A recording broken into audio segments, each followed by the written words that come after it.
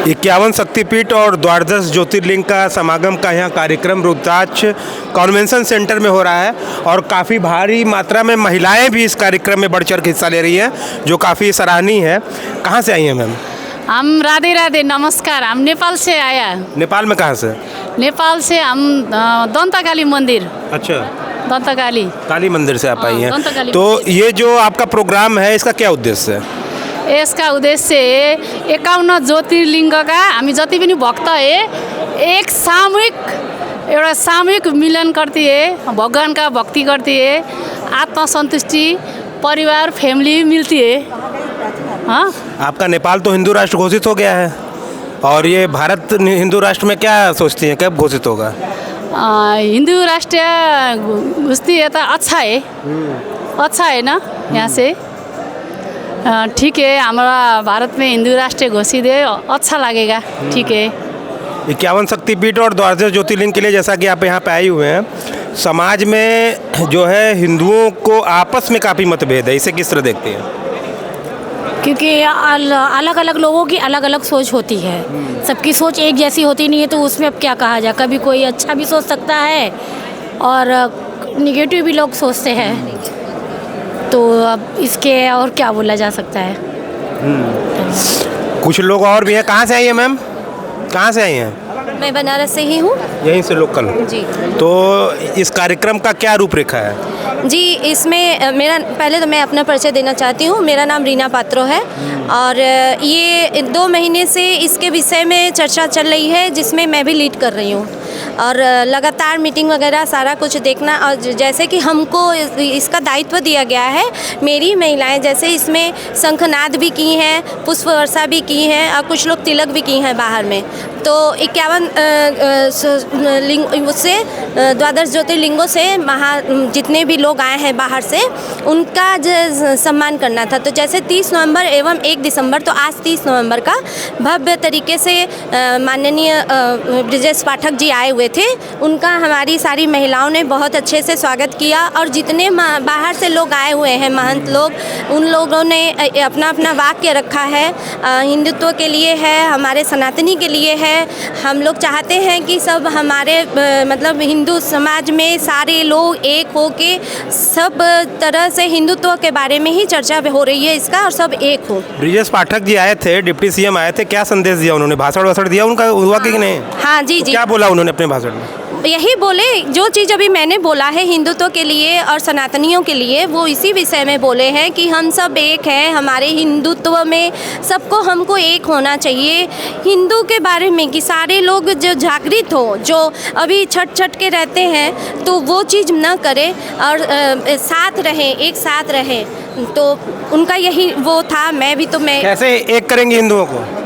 सारे एकजुट करेंगे सबको। कैसे करेंगे? सनातन धर्म का प्रचार प्रसार करके।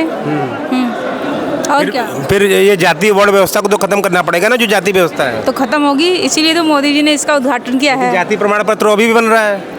हाँ, नहीं, जो बन रहा है बने, लेकिन ऐसा कुछ नहीं है। अब तो होने लगा है, सारे एक हो रहे हैं, हम सब हिंदू एक हो रहे हैं। जाति हटाना है, जात पात से कुछ नहीं होता है। कटेगा तो खून सबका खून एक साथ निकलेगा। हम सब मिल के रहे, हम सब हिंदू एक साथ मिल के रहे, कोई जात पात नहीं यहाँ पे। कि सबको ये चीज़ सबके दिमाग से निकालना है। ये बात सत्य है, कटेंगे तो बटेंगे और एक रहेंगे तो नेक रहेंगे, सेफ रहेंगे।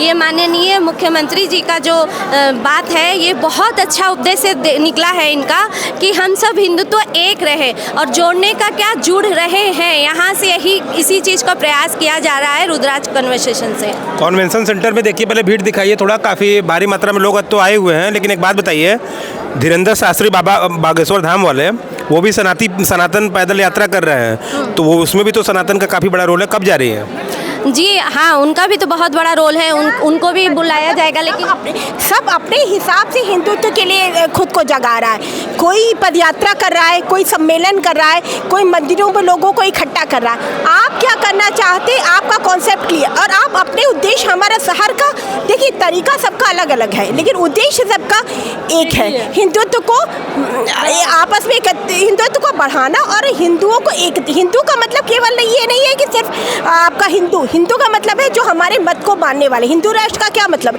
ऐसा नहीं कि हम लोग मुसलमान को बाहर करेंगे। हमारा ये है कि हम लोग अपने ही आप कहते हैं जो मेन चीज़ें जिसके हिसाब से, ये नहीं जो चीज़ें हिंदुओं के लिए ठीक है वो मुसलमानों के लिए भी ठीक होनी चाहिए। तो ये हिंदू राष्ट्र है कि एक कॉन्सेप्ट है, उस पर सब एक तरह से चले, ये हमारा है। एक बार नारा हो जाए भैया, एक बार नारा हो जाए। लगा दीजिए ना। नमः पार्वती पते हर हर महादेव। यहाँ से ये हमारे साथ कुछ महिलाएं यहाँ पे मौजूद हैं, तो इनके कुछ लोग और भी यहाँ पे आए हुए हैं। कहाँ से आए हैं? हम नेपाल से हैं सर। आप सभी लोग नेपाल से हैं? हाँ सब, हम सब नेपाल। पशुपतिनाथ ना ये भुवनेश्वरी से ये है, हम दंतकाली से हैं। दंतकाली से हैं। तो किस तरह का आपका प्रारूप क्या है? ये हमारा प्रारूप का मतलब ये भाषा कोई समस्या तो नहीं है? ना, कोई समस्या नहीं है। हिंदी बोल लेते हैं। हिंदी बोल सकते हैं। हमारा प्रारूप ये है ना, हम यहाँ इसलिए आए हैं कि ये जीवन में पहली बार हुआ है कि इतने 51 शक्तिपीठ हैं और 12 ज्योतिर्लिंग का एक समागम, ये पहली बार हुआ है। ये समागम से क्या कि भगवान शिव शक्ति की आराधना करते हैं। पहली बार तो हुआ है, ठीक है, अगली बार होगा कि नहीं? अगली बार होना चाहिए, कंसिस्टेंसी रहेगी। हाँ यही होना चाहिए। ऐसा कई बनते हैं, कई ट्रस्ट बनते हैं, 1 साल कराते हैं, 2 साल गए फिर गायब हो जाते हैं। ये तो पॉलिटिक्स में होता है सर। ये हमारे संस्कार में, हमारे संस्कृति में, हमारी सामाजिक परंपरा में ऐसा नहीं है। हमारी सामाजिक परंपरा हजारों साल से चलते आ रहे हैं। ये कभी आया और कभी टूटा, अभी हुआ ही नहीं है। अच्छा। इसीलिए इसको भी एक संस्कार, एक परंपरा बनाना चाहिए। ये कभी एक झोंके हवा की ये तरह हमारे साथ कुछ लोग नेपाल से आए हैं, विभिन्न इलाकों से आए हैं, और सो हम आगे बढ़ाते रहेंगे और चलता रहेगा। धन्यवाद।